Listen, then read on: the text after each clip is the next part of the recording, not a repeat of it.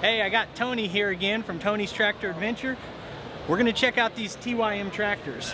They look like a good machine, but for me it's kind of hard to understand the model numbers and what to compare it to. So you've been running TYM for a little while now. I've been running TYM for about 3 years now. So, and in their defense, they are in the middle of a number changing. Like, so you'll see the new tractor, which is the 225.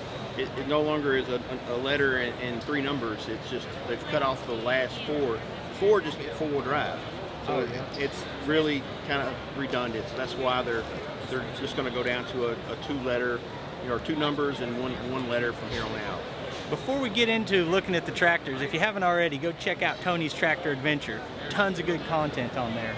Appreciate that. Yeah. I'm going to give him that $20 I owe him for saying that right after this video. Yeah, I really enjoy watching him. He's building a shop right now, or a pole barn, and all kinds of good stuff. But so these right here behind us are like 25 horse. Correct. All right, so this is the TYM 224. I got an opportunity to use this small tractor here. It's a 22 horsepower Yanmar, and I put a 4-foot tiller behind it. This is going to be great for, like, say your small property, 2-3 acres. You want to have a garden, but you want to mow. It's a Swiss Army knife, but it does have the backhoe that can be removed really easy. It's just a pin-on, pin-off backhoe. If you want it, that's an option. And it also has a mower, a drive-over deck mower, if you're interested in that. So the number system, as we said earlier, the 22 is going to be the horsepower. The 4 just means it's 4-wheel drive. So they're eventually going to, my understanding, and don't take any of this as gospel because everything changes in this world, but I'm thinking they're going to end up taking the 4s off because everything's 4-wheel drive. Everything that TYM makes is a 4-wheel drive or front wheel assist, however you want to call it. Yeah. But so this little tractor, I like it. It's a great homeowner tractor for, like I said, or even like mucking out stalls and stuff. It's so narrow. What I've found is a tractor this size will do anything that one will do if you got the time. If you got the time.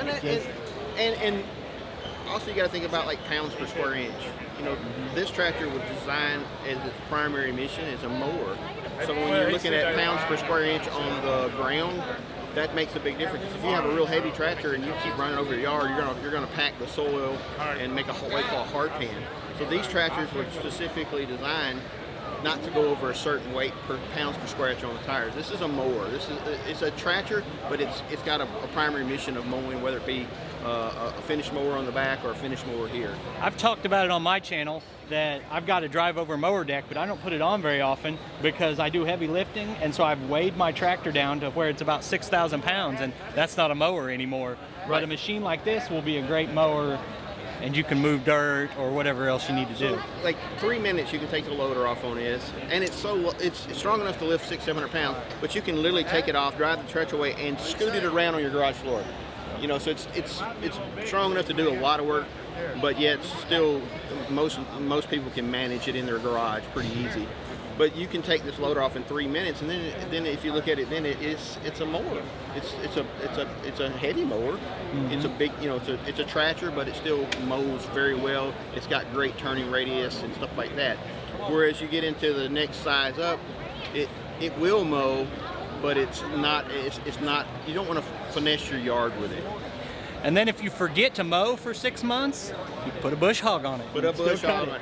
I have got so busy. So last year we got so busy, building, and then all of the COVID hit, and we couldn't get around as much as we wanted to.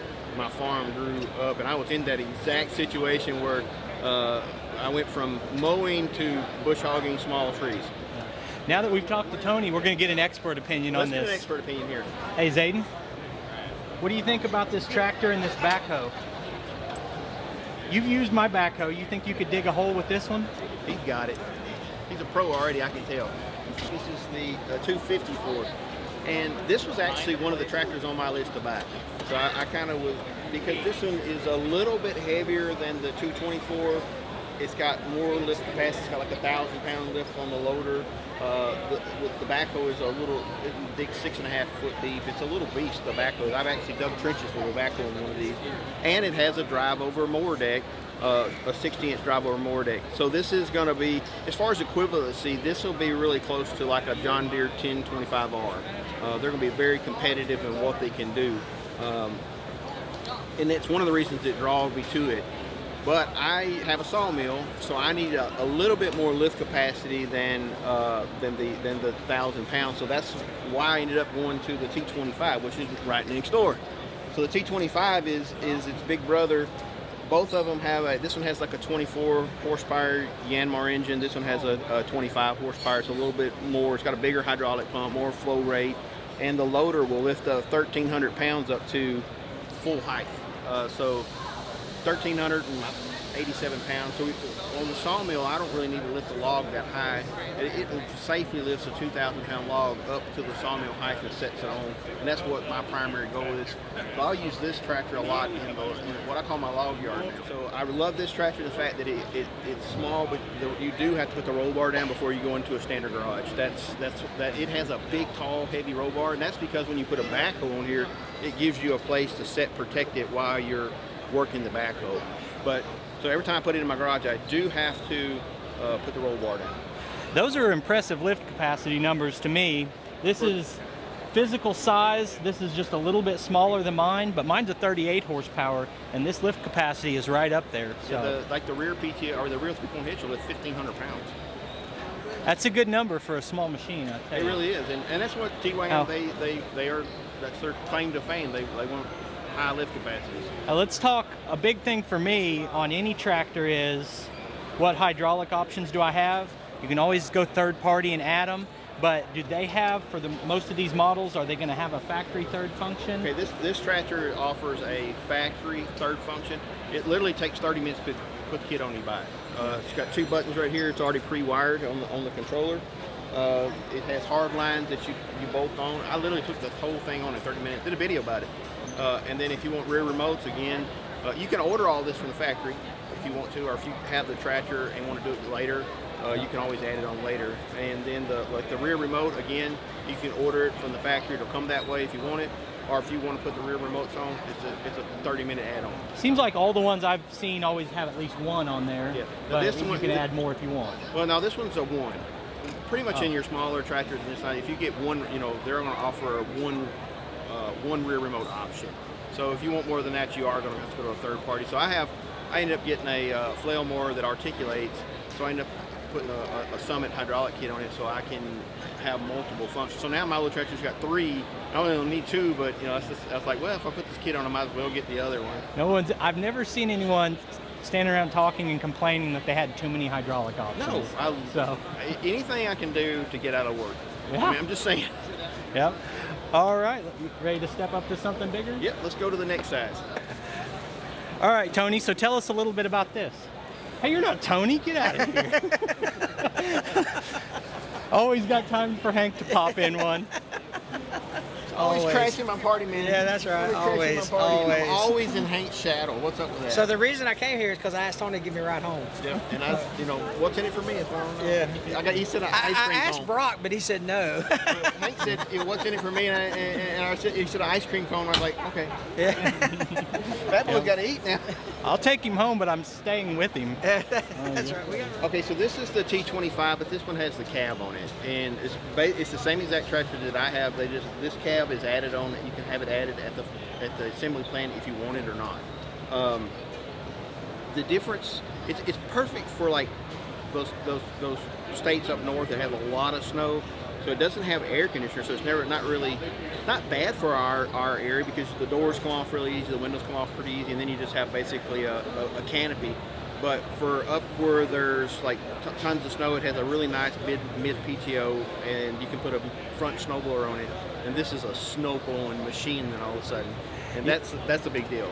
Yeah, so this is kind of like mine, except it's a factory version of the same thing. And I've talked a lot on my channel. I think of it like a Jeep, that in the summer you just take the doors off and you've got a canopy. So doors come off with a couple of clips and it's pretty fast. An air-conditioned cab in a tractor this small is kind of questionable because it takes a little horsepower and it's an expensive option on what might be mid-priced tractor. So sure, absolutely. It's a big expense to add. You would get so much more of it just going up to the next level of tractor where there's enough horsepower to actually run the air conditioner and do the work. So there's just like a horsepower barrier where you go from some very extreme EPA rules after you pass 25 horsepower. So it's a big cost to add or air conditioner to a small tractor like this. Oh, all right. So, now what do we got behind us here? This is the 574. This is actually a couple steps up. The 474 is over here. They're very similar tractors. I have the 474. They're between the 474 and the 574. There's kind of a line, in my opinion, and this is just Tony's opinion. But this tractor has a lot of like farm, more farm applications, utility tractor, because you have draft control and you have precision position control. Like if you know where you pull the 3-point hitch up and you pull it to this portion, it's got this space. It's always going to come back to the exact same space. So it's very precise. This tractor has an amazing air conditioning cab. I love that. You can get it with or without cab. It'll lift like 2,600 pounds to full height. You can lift like 3,500 pounds up to chest height. It's ridiculous amount of weight to lift up. The rear, I don't even know how much the rear lifts. I played with a tractor for a couple of weeks and I've never ran into anything that the rear 3-point hitch would not pick up. So I'm trying to think of anything. It's just a solid, well-rounded tractor. You can get factory third function valve, everything pretty much from the T25 up. You can get factory third function valve. You can get this comes standard with 2 sets of rear remotes. So that's just the way it comes out of the factory. The 474. It comes with 1 set of rear remote, and you can again also have factory third function, which takes literally 30 minutes to put the kit on. Let me say one more thing about this. Okay. So this tractor, the 574 and the 474, both have the Coupe J engines in them, and I'm a big fan of the Coupe J. I have right now 160 hours on the 474. I've yet to go through regen. Now I do keep my throttle run like on these new tractors. You need to run your throttle a little bit higher so that you're not clogging the particulate filter up. But I've never had to go through regen in 160 hours. That's pretty rare in the tractor industry now. They've really got the regen figured out on these tractors. Yeah, mine normally hits about every 40 hours. Yeah. So. Do you run your throttle pretty high, or you put around a lot? About half and half. I do a lot of the auto throttle. So it may be just my habit, because I will literally get on the tractor and I'm always pulling the throttle just a little bit. I still rely on auto throttles like for higher speeds, but I'll almost always pull the throttle just a little bit. Now, is everything we've looked at a hydrostat, or is this coming up into a gear transmission? You can get the 474 in a hydrostatic or shuttle. You can get this tractor in hydrostatic or shuttle. So it's just how you want it. Some people prefer one way. However, my personal opinion is how these transmissions are amazing and literally can go the entire life of the tractor without having to be broken into, as long as you do your maintenance.